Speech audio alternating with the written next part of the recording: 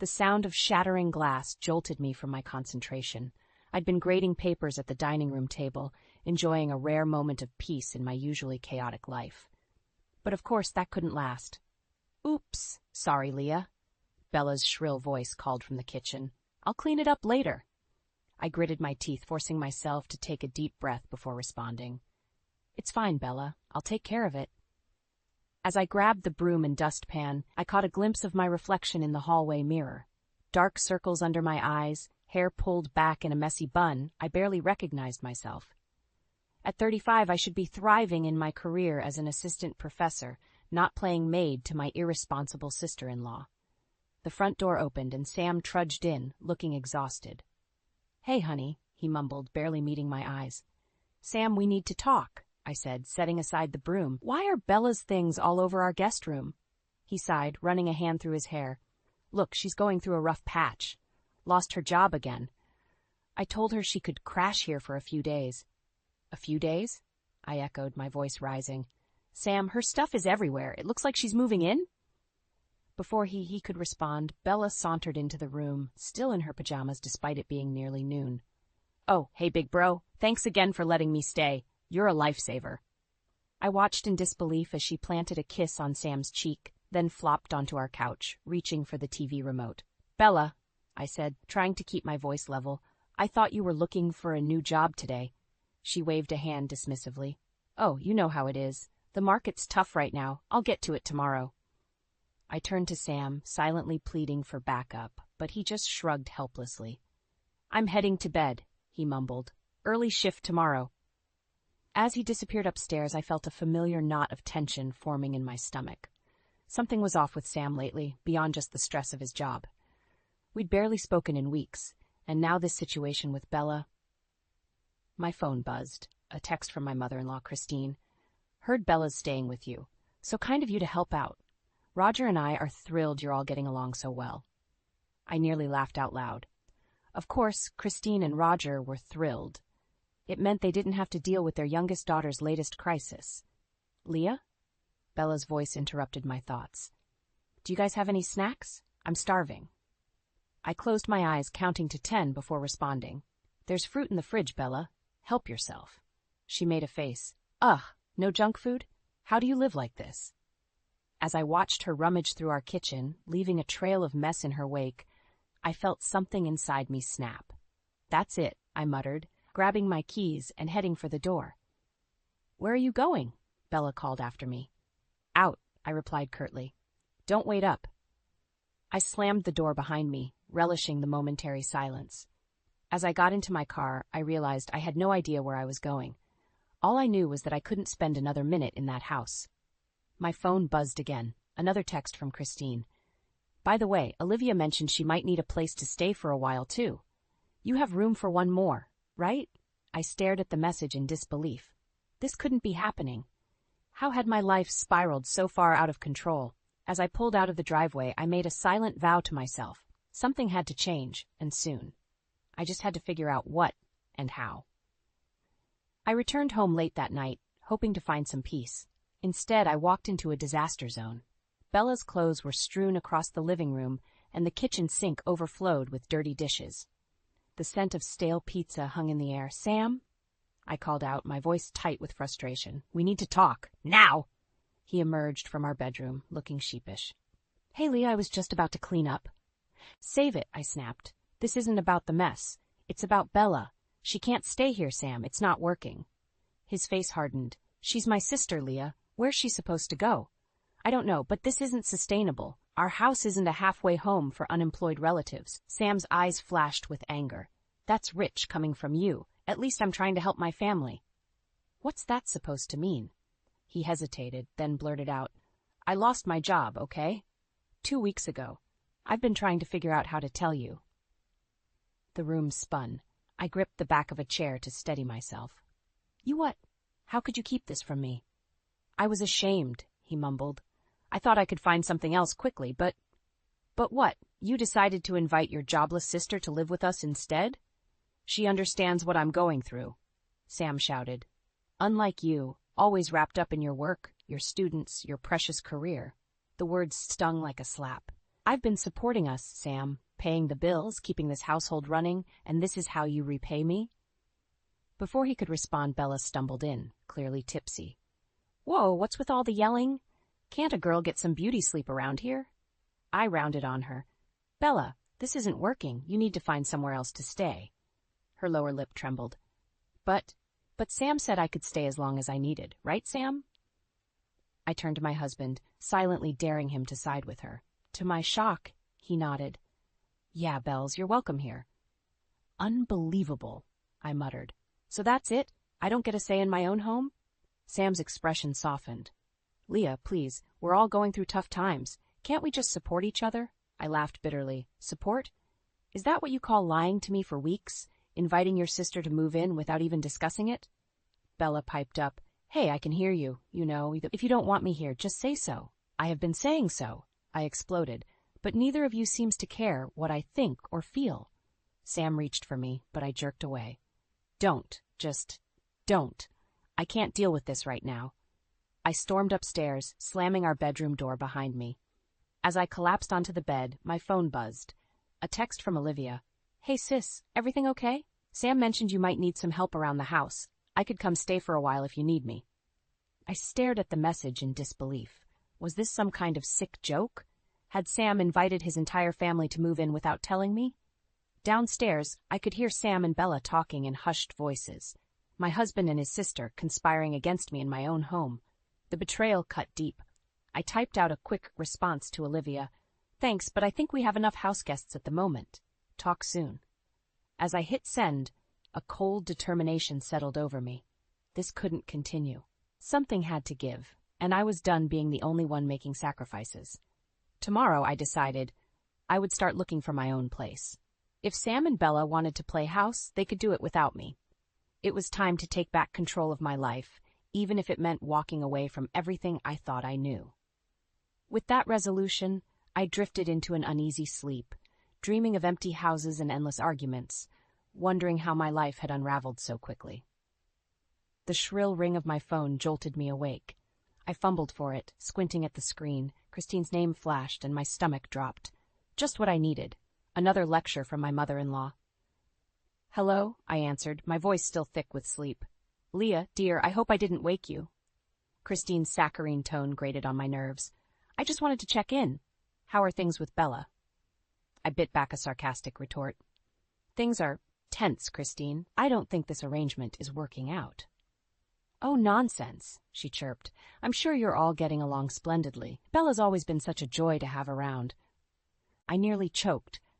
A joy? Christine, she's turned our house upside down. She doesn't clean, doesn't look for work, and Sam. Now, Leah, Christine interrupted, her voice taking on a steely edge. I'm sure you're exaggerating. Bella's going through a rough patch. As family, we need to support her. And what about supporting me? I snapped. This is my home, too, and I didn't agree to any of this. There was a pause. Then Christine spoke again, her tone dripping with disappointment. I expected better from you, Leah. You've always been so rigid. Perhaps this is an opportunity for you to learn some flexibility. The conversation devolved from there, with Christine lecturing me on family loyalty and the importance of sacrifice. By the time I hung up, my blood was boiling. I stormed downstairs, ready to confront Sam and Bella, only to find the living room in even worse shape than before. Bella lounged on the couch, still in her pajamas, scrolling through her phone. Oh, hey, Leah, she said without looking up. We're out of milk. Could you pick some up? Something inside me snapped. No, Bella, I will not pick up milk. This isn't a hotel, and I'm not your maid. She finally glanced up, her eyes wide with feigned innocence. Geez, what's your problem? I was just asking. My problem, I seethed, is that you've been here for days, contributing nothing but mess and chaos. When are you planning to look for a job, or at least clean up after yourself? Bella's face crumpled. You don't understand. It's hard out there. I'm trying, but... But what? I interrupted. You seem to have plenty of energy for going out drinking and watching TV all day. Leave her alone, Leah. Sam's voice came from behind me. I whirled to face him, fury building. Of course you're taking her side, I spat. God forbid either of you take any responsibility. Sam's face hardened. That's not fair. We're both going through a tough time. And I'm not, I shot back. I'm the only one holding things together while you two play house. The argument escalated, voices rising until we were all shouting over each other. Suddenly, a crash from the kitchen silenced us. We rushed in to find Bella standing amidst shattered glass, my grandmother's antique vase in pieces at her feet. I was just trying to clean up, she whimpered. I stared at the broken shards, feeling something break inside me as well. Without a word, I grabbed my keys and headed for the door. Where are you going? Sam called after me. Anywhere but here, I replied, my voice cold. I can't do this anymore. As I pulled out of the driveway, my phone buzzed again. A text from Roger, my father-in-law. Heard you're having some trouble at home. Remember, family comes first. Don't let your career get in the way of what really matters. I tossed the phone aside, gripping the steering wheel until my knuckles turned white. They were all against me. Sam, Bella, Christine, Roger. How had I become the villain in my own life? As I drove aimlessly, one thought crystallized in my mind. Something had to change, and if no one else was willing to make that change, it would have to be me. I returned home late that evening, exhausted and emotionally drained. The house was quiet, but the tension in the air was palpable. As I stepped into the living room, I froze. Bella had redecorated, my carefully chosen furnishings pushed aside to make room for her garish taste. "What the hell is this?" I muttered, my fists clenching at my sides. "Oh, hey, Leah!" Bella chirped, emerging from the kitchen. I thought I'd spruce the place up a bit. It was so boring before. I took a deep breath, forcing myself to remain calm. "Bella, we need to talk. This can't continue. You need to start looking for a job and your own place to live." She rolled her eyes. "Geez, you sound just like Mom and Dad. Can't you just chill?" "No, I can't chill," I snapped. "This is my home, and you're treating it like a frat house. Where's Sam?" As if on cue, Sam trudged down the stairs looking sheepish. "Hey, honey, I see you've noticed the changes." I rounded on him. "You let her do this without even asking me?" He shrugged helplessly. "I thought it might cheer you up. You've been so stressed lately." "Stressed?" I laughed bitterly. I wonder why. Maybe because my husband lost his job and didn't tell me, then invited his unemployed sister to live with us indefinitely? Bella piped up. "Hey, I'm right here, you know." "Trust me, I'm aware," I retorted. "Look, I'm setting some ground rules. Starting tomorrow, you both need to be actively job hunting, and Bella, you need to contribute to household chores and expenses." They exchanged glances, and I saw something pass between them that made my blood run cold. "Actually," Sam began hesitantly, "I've been thinking maybe we could invite Olivia to stay for a while, too. You know, to help with expenses." I stared at him, dumbfounded. "Are you serious? You want to invite your other sister to live here, too?" "Well, yeah," Bella chimed in. "Olivia's got a great job. She could totally help out with the bills and stuff." The realization hit me like a ton of bricks. They weren't just taking advantage of my hospitality. They were planning to turn our home into some kind of family commune, with me footing the bill. "Absolutely not," I said firmly. "This is not up for discussion. In fact, Bella, I want you out by the end of the week." Sam's face hardened. "You can't just kick her out, Leah. She's family." "And what am I?" I shot back. "Because lately it feels like I'm just a meal ticket and a maid service." The argument escalated quickly, voices rising until we were all shouting over each other. Suddenly my phone buzzed. A text from Olivia. "Hey sis, just booked my flight. Can't wait to see you all next week." I stared at the message in disbelief, then looked up at Sam and Bella's guilty faces. "You already invited her," I said, my voice dangerously quiet, without even talking to me. Sam reached for me, but I jerked away. "Leah, please, we're just trying to keep the family together." "Family?" I laughed bitterly. "That what you call this? Because from where I'm standing it looks a lot like betrayal." I stormed upstairs, my mind racing. This was it, the final straw. I couldn't live like this anymore, constantly undermined and disrespected in my own home. As I threw some clothes into a suitcase, I made a decision. It was time to put myself first for once. I'd stay with a colleague for a few days, clear my head, and figure out my next move. But one thing was certain. I wouldn't be coming back to this chaos. It was time to reclaim my life, even if it meant leaving behind everything I thought I knew. With a heavy heart but a sense of resolve, I zipped up my suitcase and headed for the door, ignoring Sam and Bella's protests. As I drove away, I felt a mix of fear and exhilaration.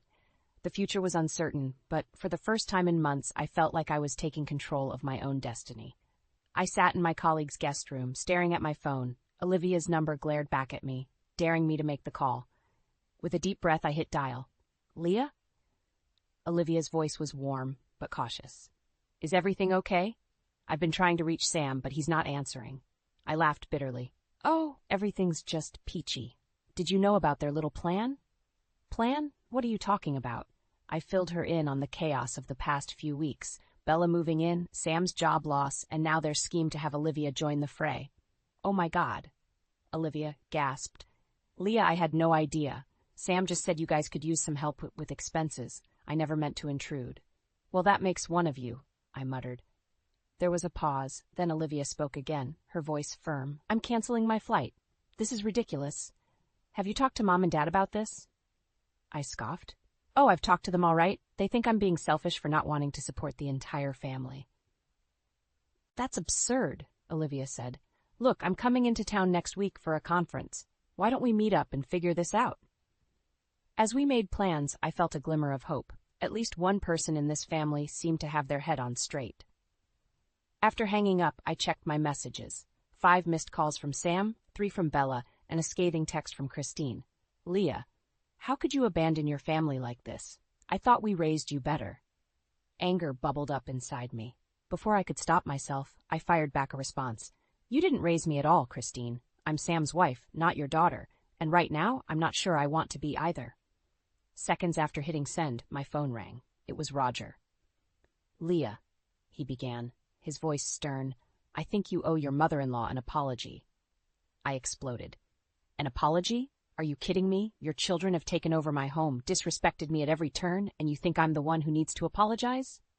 Now? Listen here. Roger started, but I cut him off. No, you listen.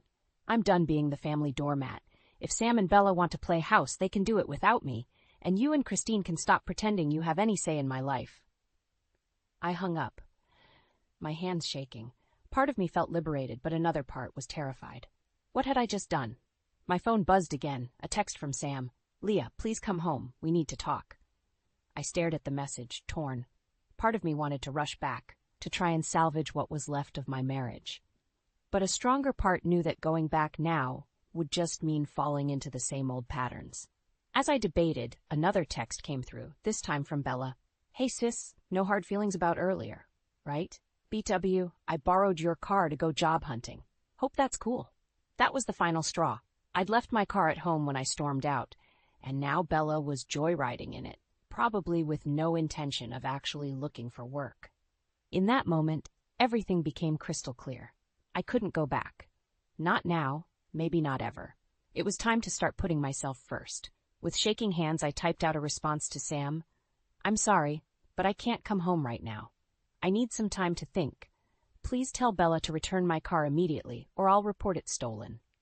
As I hit send, I felt a weight lift off my shoulders.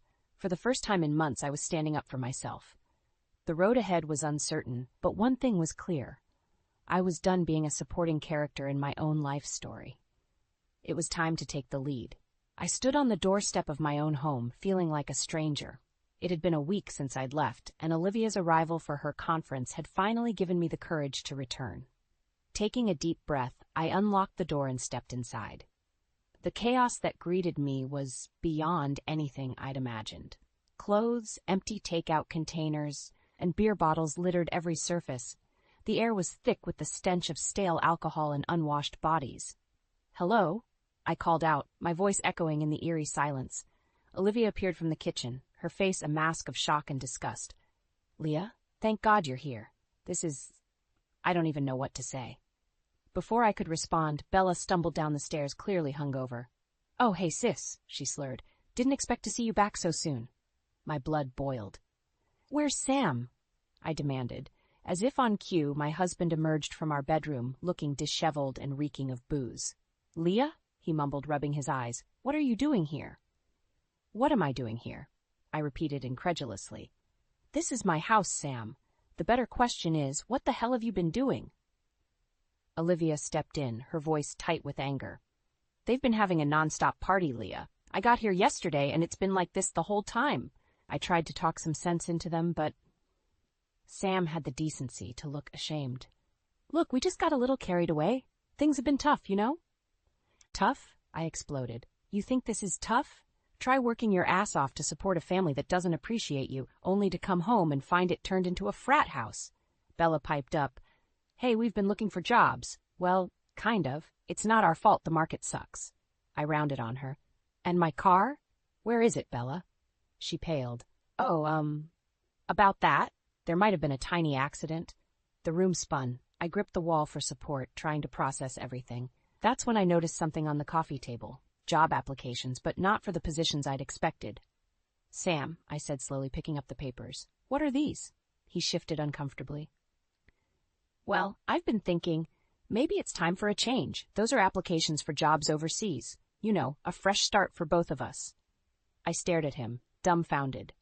Both of us? You made this decision without even talking to me? And what about my career, my students? I just thought. He trailed off, unable to meet my eyes. Suddenly, everything clicked into place. You didn't lose your job, did you? I said, my voice dangerously quiet. You quit, you were bored, so you threw away our stability, our future, without even discussing it with me. The silence that followed was deafening. Sam's guilty expression confirmed my suspicions. Olivia stepped forward, her face a mix of sympathy and disgust. Leah, I had no idea things had gotten this bad. I'm so sorry. I barely heard her. My world was crumbling around me, years of trust and partnership dissolving in an instant. Get out, I whispered, then louder. All of you, get out of my house. Now. Bella started to protest, but Olivia silenced her with a look. Come on, she said, grabbing both Bella and Sam by the arm. We're leaving. As they shuffled out, Sam turned back. Leah, please, we can work this out. I met his gaze, seeing a stranger where my husband used to be. No, Sam, we can't. This isn't just about the mess or Bella or even the job. You've betrayed my trust in every possible way. We're done. The door closed behind them, leaving me alone in the wreckage of my marriage. As the gravity of the situation hit me, I sank to the floor, tears streaming down my face. Everything I thought I knew about my life, my relationship, had been a lie. But amidst the pain and betrayal, a small voice in the back of my mind whispered that maybe, just maybe, this was the push I needed to finally start living life on my own terms. I stood in the wreckage of my living room, surrounded by the debris of my shattered marriage. The silence was deafening after the chaos of the past few weeks. My phone buzzed incessantly, messages from Sam, Bella, Christine, and Roger, all demanding explanations, apologies, reconciliation. I ignored them all. With trembling hands, I dialed my lawyer's number. Janet, it's Leah. I need to file for divorce. Today. As I hung up, a knock at the door startled me. I opened it to find Olivia, her face etched with concern. Leah, I'm so sorry, she began, but I cut her off. Don't. Just don't. I can't handle any more apologies right now. She nodded, understanding. I'm not here to apologize. I'm here to help. What do you need? I laughed bitterly. A time machine? A new family? A life that isn't falling apart? Olivia stepped inside, surveying the mess. Let's start with something more manageable. How about we clean this place up? As we worked, Olivia filled me in on what had happened after they left. Sam and Bella were staying with their parents, all of them in denial about the gravity of the situation. They think you'll cool off and come around, Olivia said, shaking her head. I tried to tell them this was different, but they won't listen. My phone rang again. Sam? This time I answered. Leah, please, he begged. We can work this out. I'll get my old job back. I'll make Bella move out. Just come home. I am home, Sam, I replied, my voice steady. You're the one who needs to leave. I've called a lawyer. It's over. There was a long pause. You don't mean that, he finally said. What about our life together? Our plans? What plans? I snapped. The ones you made without me? The job applications for positions halfway across the world? Or maybe you mean your plans to turn our home into a flophouse for your irresponsible sister? That's not fair, Sam protested. We've been through a lot. No, Sam, I've been through a lot. You've been having a midlife crisis at my expense. I'm done. I hung up, my hands shaking. Olivia placed a comforting hand on my shoulder. You did the right thing, she said softly. Before I could respond, there was a commotion outside. We rushed to the window to see Sam's car screeching into the driveway, Bella in the passenger seat. Oh no, Olivia muttered. This isn't good. Sam burst through the door, his eyes wild. "Leah, you can't do this! We can fix this!" Bella stumbled in behind him, clearly drunk. "Yeah, sis, don't be such a buzzkill. We were just having some fun." I felt something snap inside me. Years of suppressed anger and resentment bubbled to the surface. "Fun," I shouted. "You call destroying my home, my marriage, my life fun? Get out, both of you. Get out now before I call the police." Sam reached for me, but Olivia stepped between us. She said, "Leave, Sam. Now." For a moment I thought he might argue, but then his shoulders slumped in defeat. "Come on, Bella," he muttered. "Let's go." As they shuffled out, Bella turned back, her face twisted with spite. "You know what, Leah? You were always too uptight. Sam's better off without you." The door slammed behind them, leaving Olivia and me in stunned silence. "I can't believe this is happening," I whispered, sinking to the floor. Olivia sat beside me, wrapping an arm around my shoulders. "I know it doesn't feel like it now, but you're going to be okay. You're strong, Leah. Stronger than all of them put together." As I sat there, surrounded by the ruins of my old life, I felt a strange mix of grief and relief wash over me. Everything I thought I knew had crumbled, but from the ashes I could see the faint glimmer of a new beginning. "You're right," I said, wiping away tears I hadn't realized I'd shed. "I am strong, and it's time I started living for myself." 1 month after the explosive confrontation, I stood in my newly redecorated living room, breathing in the scent of fresh paint and new beginnings. The divorce papers lay signed on the coffee table, a bittersweet symbol of my newfound freedom. A gentle whine drew my attention to Rosie, my rescue dog, who patted over for a scratch behind the ears. "Good girl," I murmured, grateful for her unconditional love. The doorbell rang and I tensed, half expecting another drama-filled encounter. But it was Olivia, her face a mix of determination and concern. "Hey, sis," she said, stepping inside. "How are you holding up?" I managed a small smile. "Better than I expected, actually. It's peaceful." Olivia nodded, then took a deep breath. "Leah, there's something you should know. I went to see Sam and Bella at Mom and Dad's place yesterday." My heart raced. "And?" "It was a disaster," she sighed. "Bella's drinking has gotten worse, and Sam, he's a mess. He kept talking about winning you back, making grand plans that made no sense." I closed my eyes, fighting a wave of conflicting emotions. "That's not my problem anymore, Olivia." "I know," she said quickly, "and I'm not here to guilt you. I finally told them all exactly what I thought of their behavior, Mom and Dad included." My eyes snapped open. "You did what?" Olivia's face hardened. "I told them they were selfish, irresponsible, and that they'd driven away the best person in this family. I said if they didn't get their act together, they'd lose me too." I stared at her, speechless. Olivia had always been the peacekeeper, avoiding confrontation at all costs. "You didn't have to do that," I whispered. She grabbed my hand. "Yes, I did. Leah, I'm so sorry I didn't stand up for you sooner. Can you forgive me?" Tears welled up in my eyes as I pulled her into a hug. "There's nothing to forgive. You're here now, and that means everything." As we embraced, my phone buzzed. A text from Sam. "I understand now. I'm sorry for everything. I hope one day you can forgive me." I showed it to Olivia, who raised an eyebrow. "Are you going to respond?" I thought for a moment, then typed, "I forgive you, Sam. Not for you, but for me. I hope you find peace and learn from this. Goodbye." As I hit send, a weight I didn't know I'd been carrying lifted from my shoulders. I turned to Olivia, suddenly feeling lighter than I had in years. "You know what? I think it's time for a celebration," I declared. Olivia grinned. "What did you have in mind?" An hour later, we sat on my back porch, sipping wine and watching the sunset. Rosie lounged at our feet, content in the peaceful atmosphere. "To new beginnings," Olivia toasted, raising her glass. "And to family," I added, "the ones we choose." As we clinked glasses, I reflected on the tumultuous journey that had brought me here. The pain, the betrayal, the heartache. It had all led to this moment of clarity and self-discovery. I realized that in losing the family I thought I needed, I'd found the strength I never knew I had. The road ahead was uncertain, but for the first time in years, I was excited about the future.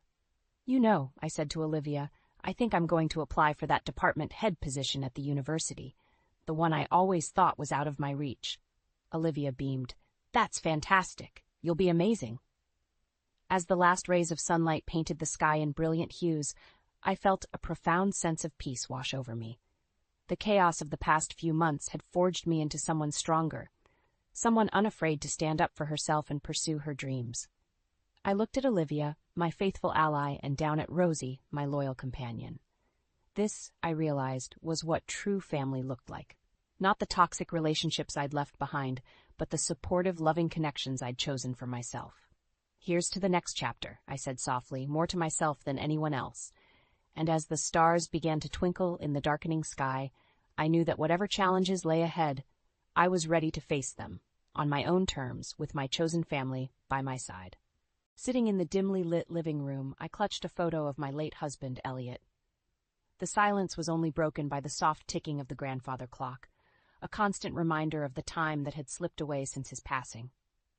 Across from me, Helena, my mother-in-law, sat knitting quietly.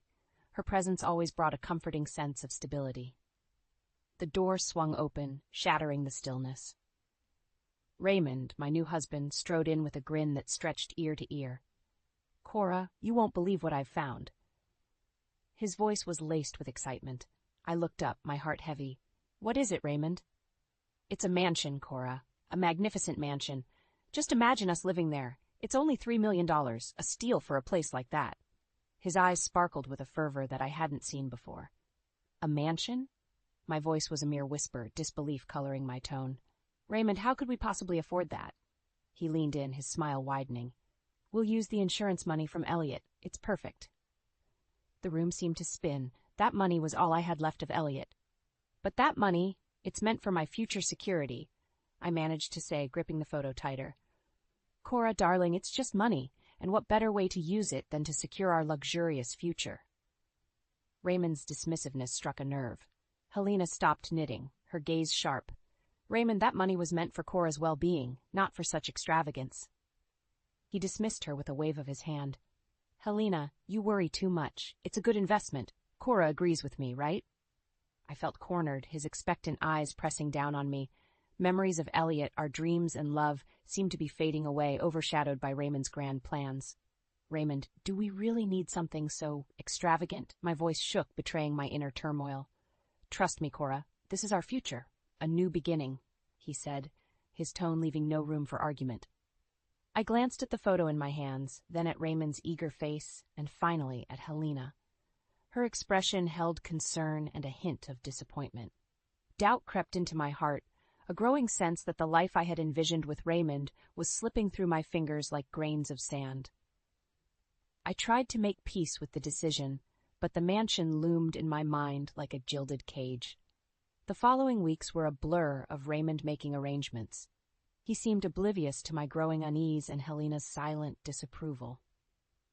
One evening, as I was setting the table for dinner, Raymond's daughter, Nora, came into the kitchen. At 17, she carried a rebellious streak that made her hard to connect with. "So we're moving into a mansion, huh?" she said, her tone laced with a sarcasm that I wasn't prepared for.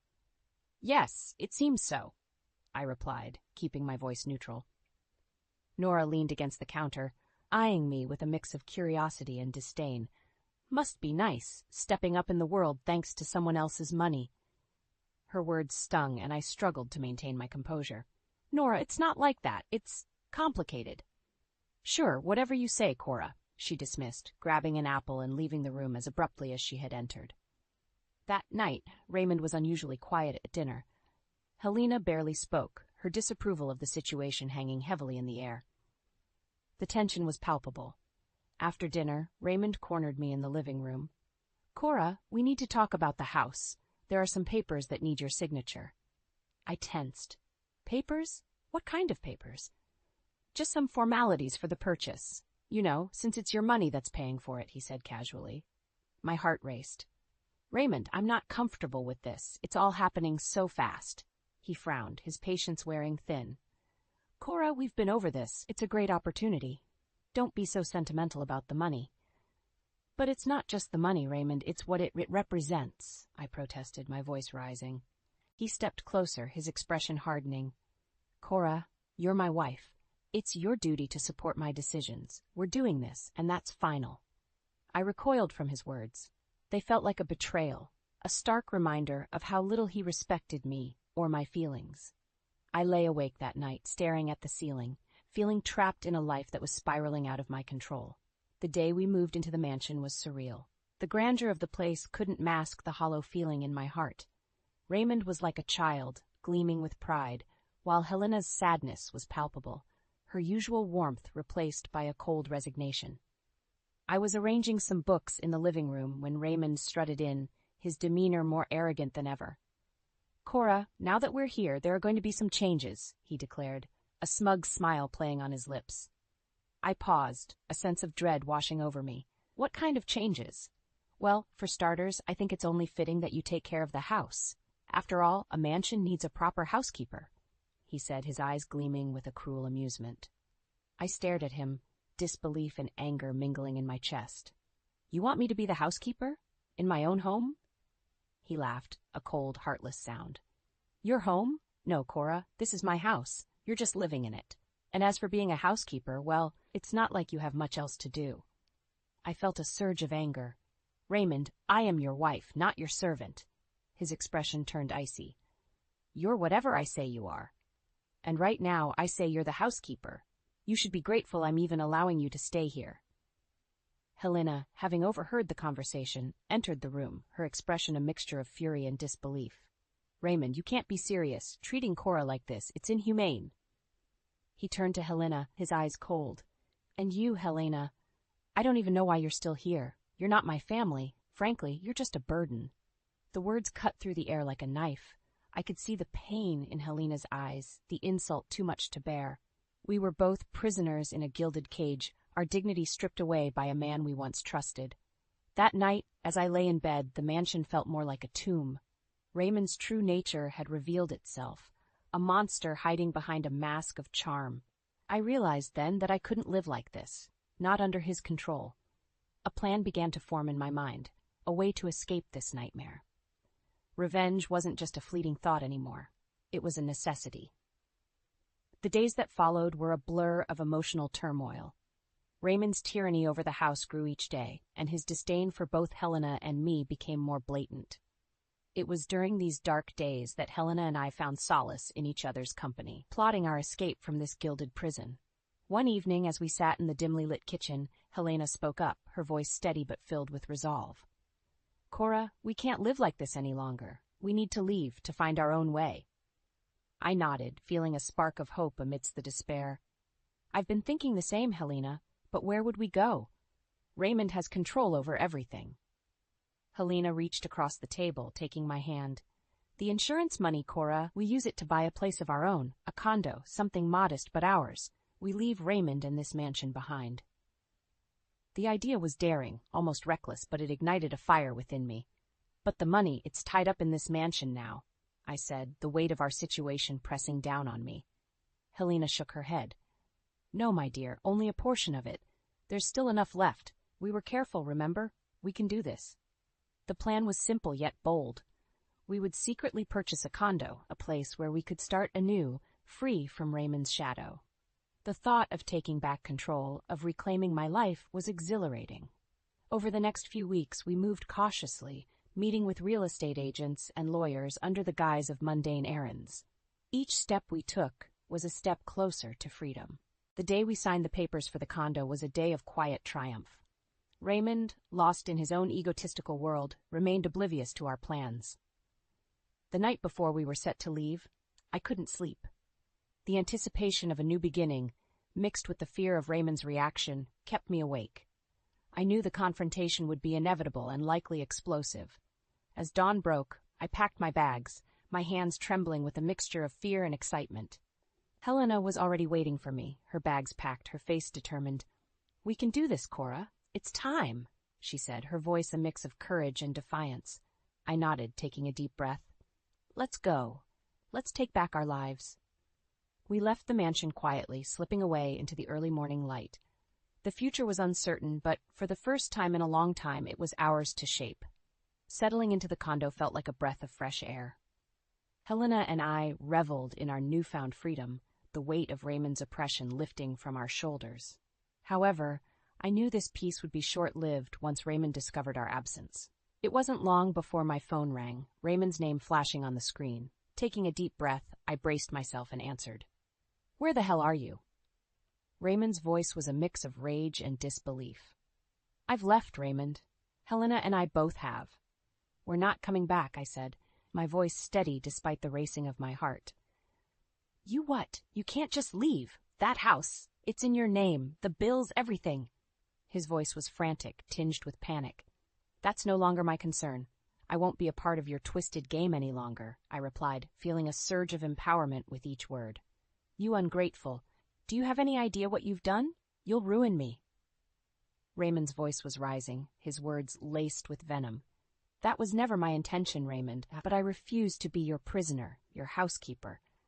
I deserve better, and so does Helena, I said firmly. There was a pause, and I could almost hear the gears turning in Raymond's mind.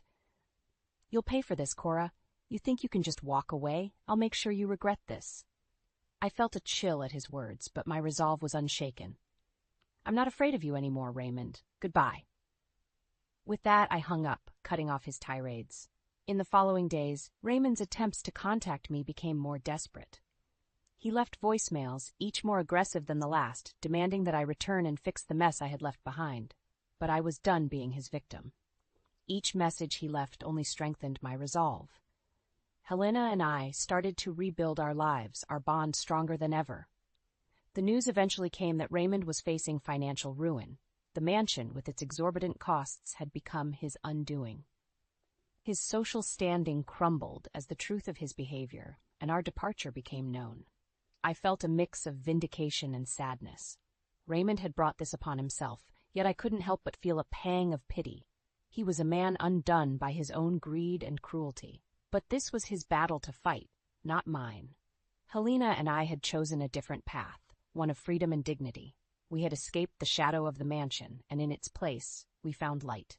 Life in the condo with Helena was serene, a stark contrast to the turmoil we had left behind. Our days were filled with small joys and newfound freedoms. Yet, the shadow of Raymond still lingered in the back of my mind, an uncomfortable reminder of the past. One evening, as Helena and I enjoyed coffee in our cozy living room, my phone rang.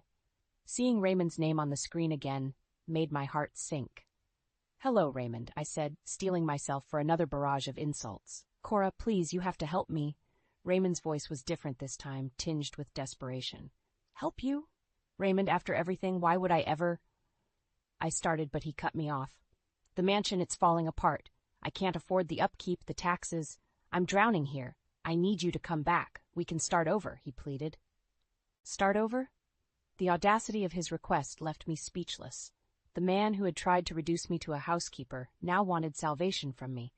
Raymond, I'm not coming back. You made your bed, now lie in it, I said firmly. But Cora, I'm nothing without you. You don't understand the mess I'm in. Please. His voice cracked, a far cry from the domineering man I once knew.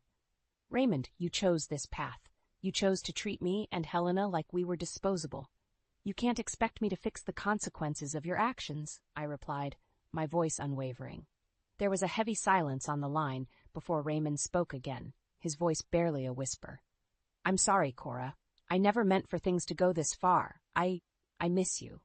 His words, laden with regret, might have once moved me, but now they only served as a reminder of the pain he had caused. Goodbye, Raymond, I said, hanging up the phone. Helena, who had been listening, reached over and squeezed my hand. You did the right thing, Cora. We have each other, and that's all we need. As I looked around our modest condo, I realized she was right. We had escaped Raymond's clutches and found something far more valuable: peace, independence, and a bond that no amount of money could buy. Raymond's downfall was of his own making, a result of his greed and cruelty. It was a harsh lesson in karma, one that he would have to learn on his own. Helena and I turned our gaze towards the future, one filled with hope and free from the shadows of the past. We had each other, and that was more than enough.